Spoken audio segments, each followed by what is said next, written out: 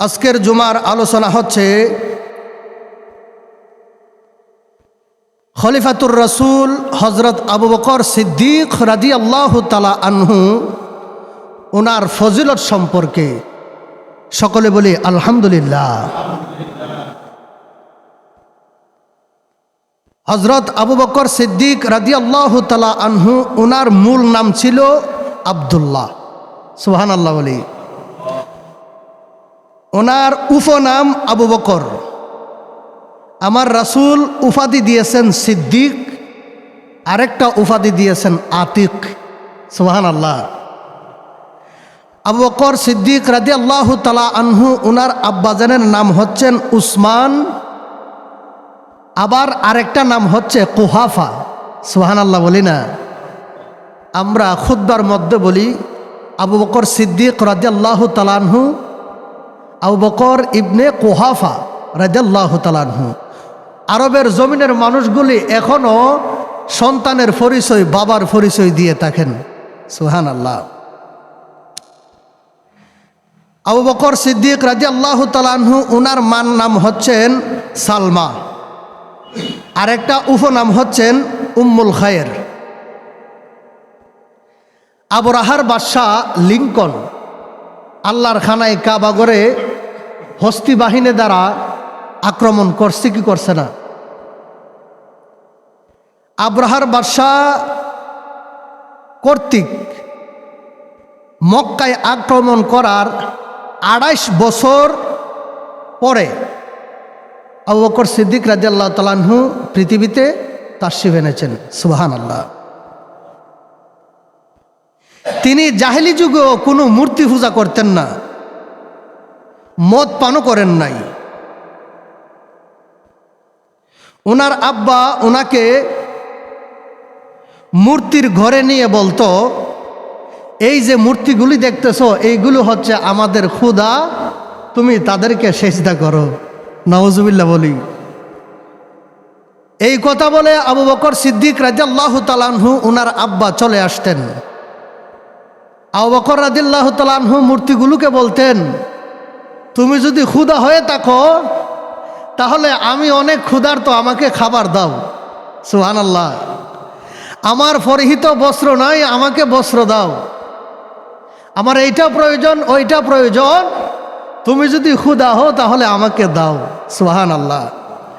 এই কথা বলার পরে বলতেছে, তুমি যদি সত্যি ক্ষুধা হয়ে থাকো তাহলে এই যে দেখতেছো আমি হাতের মধ্যে একটা পাথর নিলাম, এখন এই পাথর দিয়া তোমাকে ঢিল মারবো, দেখি তুমি আমার এই পাথরের ঢিল ফিরাইতে পারো কিনা। সুবহানাল্লাহ বলি না? এই পাথর দিয়া আপনার মূর্তিগুলোকে ভাঙতে লাগলেন। যখন আবু বকর সিদ্দিক রাদিয়াল্লাহু তাআলা আনহু ওনার আব্বা আসলেন, আয়েশা দেখে এই অবস্থা, মূর্তি আর একটাও জাকাত নাই, সব সমান। সুবহানাল্লাহ বলি। এই কথা যখন ওনার আম্মাজানের কাছে আসিয়া বলল যে আপনার ছেলে আমাদের ক্ষুধার ঘরে গিয়া ক্ষুধা যত আছে সব ভেঙে একাকার, আপনার ছেলে এই বেয়াদবি করছে, তখন বলতেছেন, স্বামী আমার ছেলেকে আপনি কোনো কিছু বলিয়েন না, কেননা আমার এই সন্তান যখন দুনিয়াতে আগমন করে আমি একটা গাইবী আওয়াজ শুনতে পাইলাম, কে জানি আমাকে বলতেছে, এ আল্লাহর বান্দিনী, তুমি যেই সন্তান জন্ম দিয়েছ তোমাকে সুসংবাদ জানাইয়া দে, সেই সন্তান হচ্ছে আজাদ থাকবে এবং এই সন্তানের একটা নাম থাকবে সিদ্দিক, আর এই সন্তান আখেরি পয়গাম্বরের দুস্থ হবে।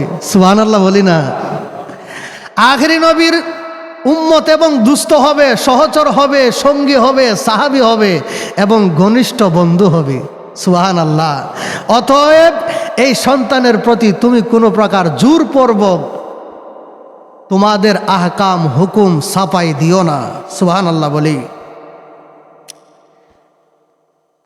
ইসলাম যখন হজরত আবু বকর সিদ্দিক রাদিয়াল্লাহু তাআলা আনহু গ্রহণ করেন, হজরত আবু বকর সিদ্দিক রাদিয়াল্লাহু তাআলা আনহু ইরশাদ করেন, বলতেছেন, সর্বপ্রথম যখন মুসলমানদের মধ্যে আমি ইসলাম গ্রহণ করি, বৃদ্ধ লোকদের মধ্যে আমি স্বপ্নে দেখলাম আল্লাহর খানায় কাবার মধ্যে একটা নূর আগমন করছে। এই নূরের আলো আল্লাহর খানায় কাবার চতুর্দিকে যে ঘরগুলা ছিল প্রত্যেকটা ঘরের মধ্যে ছড়িয়ে পড়ছেন।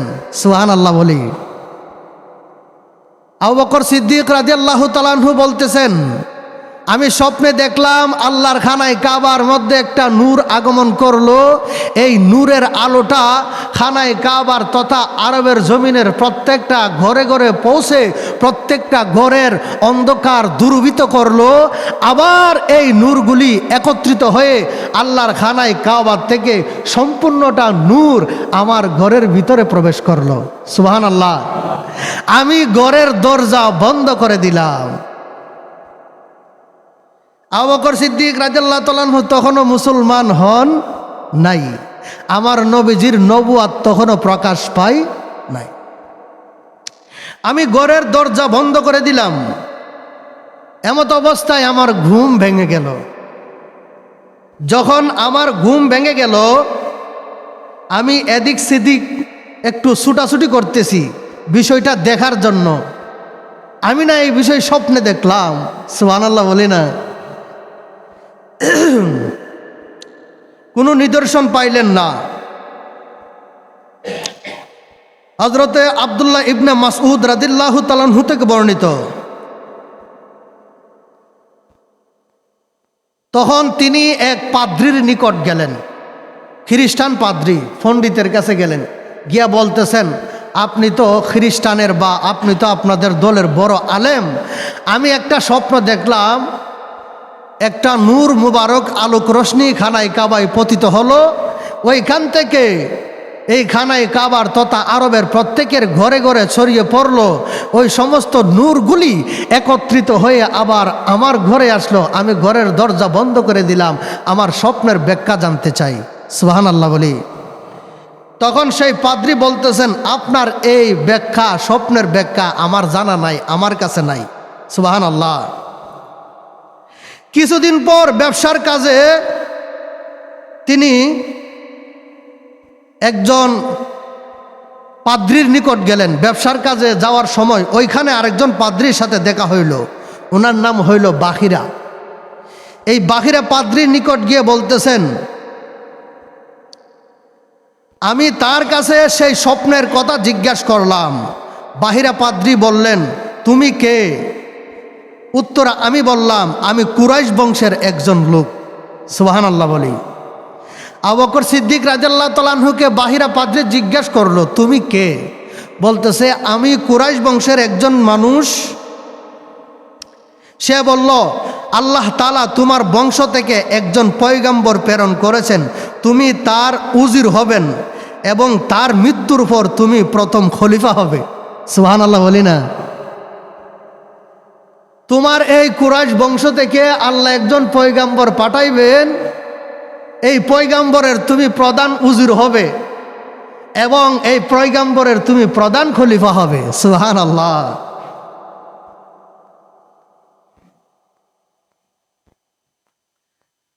যখন রাসূল সাল্লাল্লাহু আলাইহি সাল্লাম নবী হিসাবে আত্মপ্রকাশ করলেন, তখন আমাকে দাওয়াত দিলেন। আমি বললাম, প্রত্যেক নবীর তো একটা মুজিজা থাকে, আপনি আমাকে কিছু মুজিজা দেখান। সুবহানাল্লাহ বলি। আমার নবী বলেন, তোমার কাছে কি মুজিজা পেশ করব? তোমার স্বপ্নের ব্যাখ্যা সেই পাদ্রী কি বলেছেন। সুবহানাল্লাহ।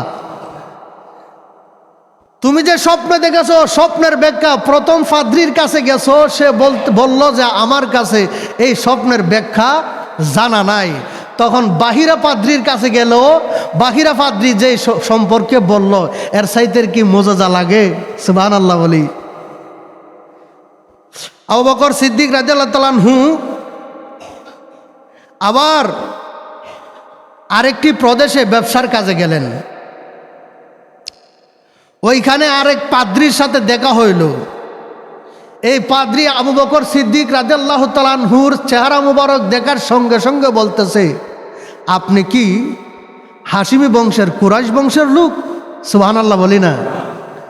কেন কেন? আপনার ডাইন হাতটা আলোক করেন এবং আপনার পেটটা আলোক করেন। সুবহানাল্লাহ বলি, আলোক করেন। এই পাদ্রির কথা অনুযায়ী বলতেছেন, আমি কেন আমার হাত আলোক করব, আমার পেট আলোক করব? বলতেছেন অবশ্যই আপনি কুরাইশ বংশের হাশিমি গোত্রের লোক, আপনার বংশে একজন পয়গাম্বর আসবেন, আর ওই পয়গাম্বরের আপনি একনিষ্ঠ সহচর হবেন এবং এই পয়গাম্বরের আপনি খলিফা হবেন। এই নিদর্শন আপনার চেহারাতে আমি দেখতেছি। সুবহানাল্লাহ বলি। এখন আপনি যদি আপনার হাতটা আলোক করেন আর আপনার পেটটা আলোক করেন, আমি নিশ্চিত হইতাম। সুবহানাল্লাহ বলি না? আবু বকর সিদ্দিক রাদিয়াল্লাহু তাআলা আনহু ওনার পেট আলোক করলেন, জামাটা একটু আলোক করলেন। বলতেছেন এই নমুনা আমার এই কিতাবের মধ্যে আছে। আপনার পেটের মধ্যে একটা কালো দাগ থাকবে এবং হাতের নিচতলায় একটা তিল থাকবে, দাগ থাকবে। সুবহানাল্লাহ। এই দাগ অনুসারে ইনি হবেন আমার নবীর প্রথম খলিফা। সুবহানাল্লাহ। আমি আপনাকে আমার কিছু কবিতা আমার নবীর কদমে পেশ করার জন্য আপনার কাছে সফর্দ করলাম, আপনি সেই কবিতাগুলি আমার নবীকে দিয়েন। সুবহানাল্লাহ বলি। বলতেছেন আমার নবী মুজিজা দেখানোর জন্য আমার নবী বলে, আবু বকর, এই যে আরেকজন পাদ্রী তোমার চিহ্ন এবং আলামত দেখেছিল, সেই পাদ্রীর কথা কি তুমি বিশ্বাস করো নাই? বলতেছেন কোন পাদ্রী? আমার সাথে তো অসংখ্য পাদ্রীর দেখা হয়েছে। কোন পাদ্রীর কথা? যেই পাদ্রী আমাকে কবিতা উপহার দিয়েছে। সুবহানাল্লাহ। তখন আবু বকর সিদ্দিক রাদিয়াল্লাহু তাআলা আনহু বলল, ইয়া রাসূলুল্লাহ, আপনি আল্লাহর নবী। আশহাদু আল্লা ইলাহা ইল্লাল্লাহু ওয়া আশহাদু আন্না মুহাম্মাদার রাসূলুল্লাহ বাআসাকা বিল হাক্কি লি আজহি উম্মতি। সুবহানাল্লাহ। নিশ্চয় নিশ্চয় আল্লাহর শপথ করে বলতেছি, আপনি আল্লাহর রাসূল এবং উম্মতকে ত্বরানোর জন্য আপনি প্রেরিত হয়েছেন। সুবহানাল্লাহ। আবু বকর সিদ্দিক রাদিয়াল্লাহু তাআলা আনহু ওই সময় কালিমা পড়ে সর্বপ্রথম ইসলাম ধর্ম গ্রহণ করে মুসলমান হয়ে গেলেন। আমার নবীজি মেরাজে গেছেন কি গেছেন না? মেরাজে আমার নবী গেলেন। মেরাজ থেকে আসার পরে আবু জাহেল জিজ্ঞেস করতেছেন, বাতিজা মুহাম্মদ, তুমি তো প্রত্যেক দিন এক একটা নিত্য নতুন ঘটনা বলো, আজকে কোনো নতুন ঘটনা আসেনি? সুবহানাল্লাহ বলি। আমার নবী বলতেছেন, চাচা, বললে বিশ্বাস করবেন কিনা জানি না, এমন একটা নতুন ঘটনা আজকে আছে যে ঘটনার কথা আপনি শুনলে হতবাক হয়ে যাবেন। সুবহানাল্লাহ। বলতেছেন কি ঘটনা বলো? আমার নবী বলেন, চাচা, আমি এইখান থেকে সাত আসমান ফাড়ি দিয়ে সিদরাতুল মুনতাহা ফাড়ি দিয়ে লামকান তথা আরশ আজিম আল্লাহর বাড়িতে গিয়েছি। সুবহানাল্লাহ। ওইখানে 27 বছর অতিবাহিত করার পরে এইমাত্র আজকে রাতেই 27 বছর অতিবাহিত করার পরে এইমাত্র আমি এই খানায় কাবার ছাদে এসে পৌঁছেছি। সুবহানাল্লাহ বলেন না? বলতেছেন আমি এইখান থেকে জেরুজালেম তথা ফিলিস্তিনের জমিনে বাইতুল মুকাদ্দাসে গিয়েছি, মসজিদুল আকসার মধ্যে। সুবহানাল্লাহ। আবু জাহেল বলতেছেন, তুমি সত্যি গিয়েছো? জি চাচা, আমি এখান থেকে মসজিদুল আকসা বাইতুল মুকাদ্দাস জেরুজালেমে গেছি, আবার ওইখান থেকে এসে সিদরাতুল মুনতাহা গেছি। সুবহানাল্লাহ। তখন আবু জাহেল বলে, বাতিজা, আর উপরের দিকে যাওয়ার দরকার নাই। একজন মানুষ স্বাভাবিকভাবে এই মক্কা থেকে যদি ফিলিস্তিনের জমিনে যায় তাহলে যাইতে কমপক্ষে 20 দিন লাগবো। যাইতে ওই কয়দিন? 20 দিন। আবার ওইখান থেকে যাইয়া তো তাড়াতাড়ি আইতার তো না, কয়েকদিন রেস্ট নিতে হবে। রেস্ট নিয়ে আবার ওইখান থেকে ফিরতে যেই সময় লাগছে যাইতে, আসতেও সেই সময় লাগবো। ম্যাক্সিমাম 20 দিন। রেস্টে থাকলো 5 দিন, আইতে 20 দিন, ম্যাক্সিমাম 50 দিনের প্রয়োজন, 25 দিনের প্রয়োজন, ঠিক না? তুমি বলতেছো গ্যাস হওয়ার আসলা, এর চাইতে তো আর মিথ্যা ঘটনা হইতে পারে না। এরকম বাটফার ইবুজি করো, নাউজুবিল্লাহ বলি না? আরেকটা আওয়াজ দিয়ে এখন নাউজুবিল্লাহ। তুমি একজন মানুষের সামনে এই কথাটা বলতে পারবানি? আমার দয়াল কামলিওয়ালা রাসূল বলেন, হে চাচা, শুধু একজন মানুষ না, এই তামাম গোটা পৃথিবীর সমস্ত মানুষ যদি আমার সম্মুখে নিয়ে আসেন, আমি সেই ঘটনা সত্যতা সহকারে, প্রমাণ সহকারে বলতে পারবো। আল্লাহু আকবার বলি। বলতেছেন সবার কাছে বলন লাগতো না, একজনের কাছে বললেই চললো। বলতেছেন কে? তখন আবু বকর সিদ্দিক রাদিয়াল্লাহু তাআলা আনহুকে আনলেন। আবু বকর রাদিয়াল্লাহু তাআলা আনহুকে যখন আনলেন, আবু বকর সিদ্দিক রাদিয়াল্লাহু তাআলা আনহু আমার নবীকে দেখেই বলতেছেন, ইয়া রাসূলুল্লাহ, সমস্তটা রাত আপনাকে আমি খুঁজতে খুঁজতে পেরেশান, আপনি কই ছিলেন? আল্লাহু আকবার বলতেন না? আবু বকর সিদ্দিক বলেন, ইয়া রাসূলুল্লাহ, আপনার অমুক বিবির ঘরে গেলাম, অমুক বিবির ঘরে গেলাম, আপনার ফুফাতো বোনের বাড়িতে গেলাম, সমস্তটা রাত্র আমি আপনাকে তন্ন তন্ন করে খুঁজেছি, আপনাকে এক নজর না দেখলে আমার শান্তি লাগে না, আপনি কোথায় ছিলেন? এত পেরেশান আমি হয়েছি আপনাকে খুঁজতে খুঁজতে। আমার নবী বলেন, হে আমার আবু বকর, এই মাত্র আমি আল্লাহর বাড়ির থেকে মেরাজ গমন করে এসেছি। সুবহানাল্লাহ বলেন।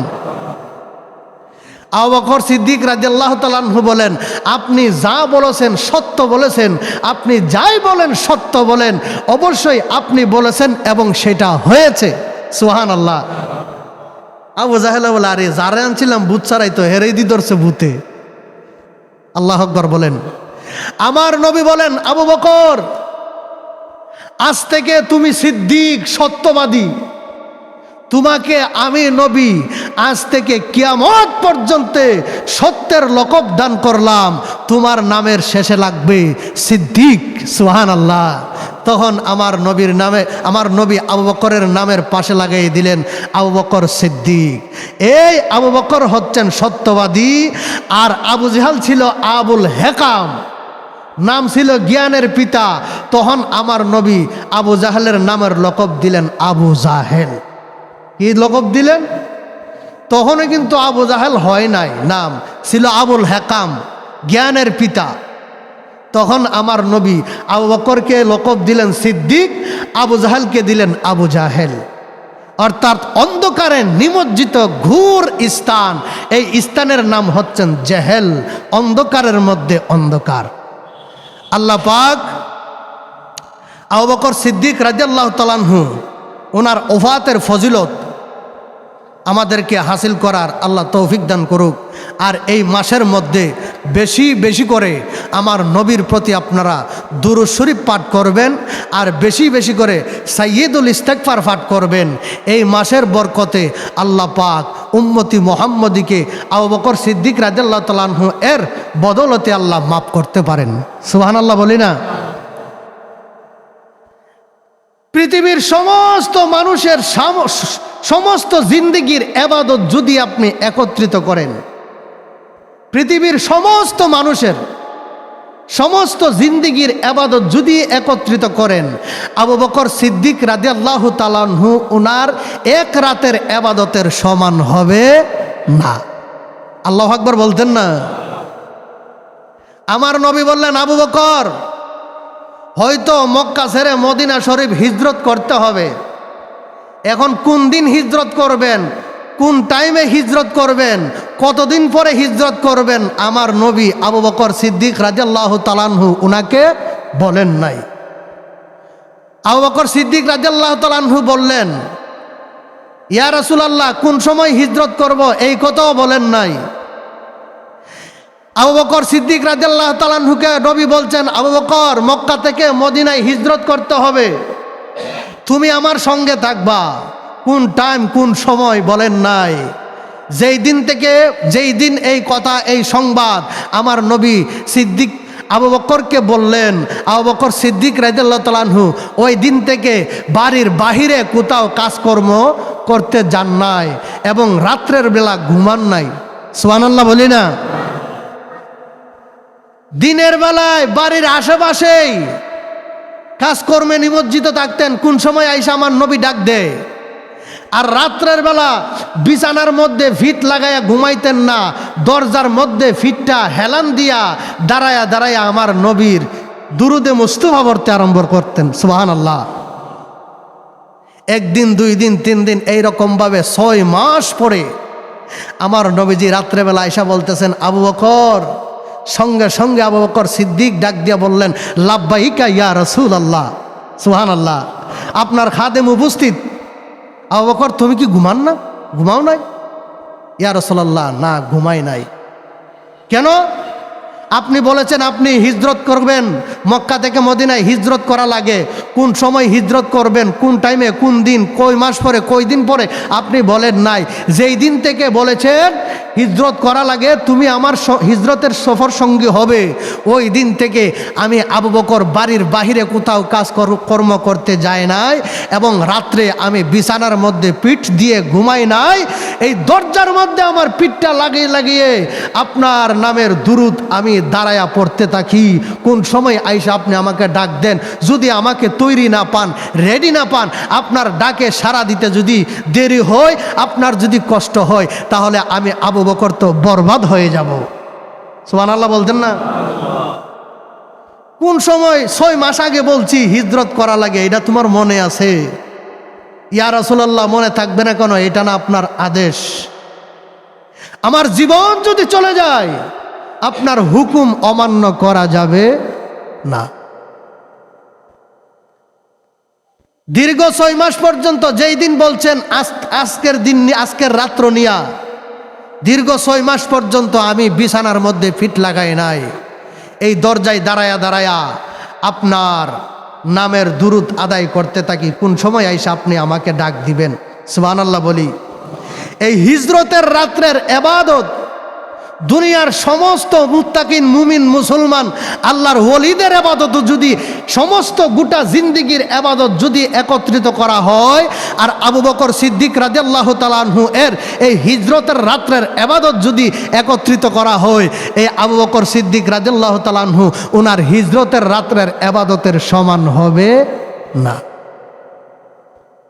আল্লাহ পাক আবু বকর সিদ্দিক রাদিয়াল্লাহু তাআলা আনহু এর উফাস শরীফের, ইন্তেকাল শরীফের ফজিলত বরকত আমাদের ভাগ্যে দান করুক। সকলে বলি আমিন।